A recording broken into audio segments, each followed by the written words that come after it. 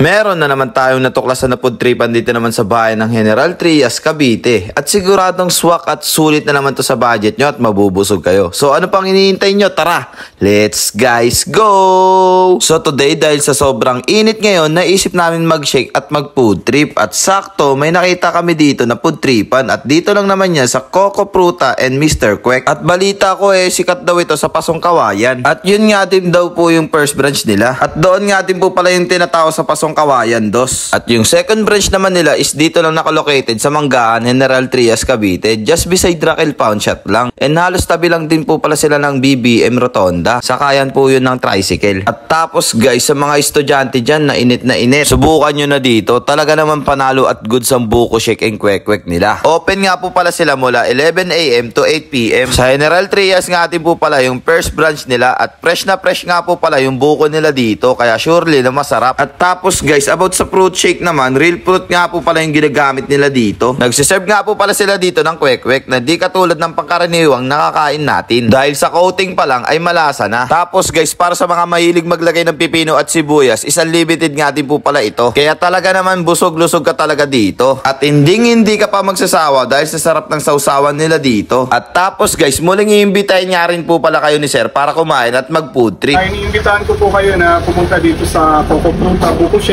Nagsiserve po kami ng buko shake na maraming flavor. Meron po kaming buko mango, buko avocado, buko cookies and cream, chocolate at marami pang iba. Meron din po kaming kwek-kwek. So kung nagugutom kayo, 20 pesos lang apat na mayroong suka. Tapos only pipino po tayo dito. Meron din po kaming sweet sauce na masarap. So, pasyal po kayo. Dito lang po kami sa may Manggahan, malapit sa McDo, katabi ng Raquel Pawn Shop, mga taga Lyceum, taga Ama, malapit lang po ito. So paano guys, hanggang dito na nga lang din po pala tayo. Kita-kits ulit sa next vlog. So again, this is Ajak TV. Take care for sunshine, take care for rain, take care for joy. Ingat, salamat, bye-bye, bless!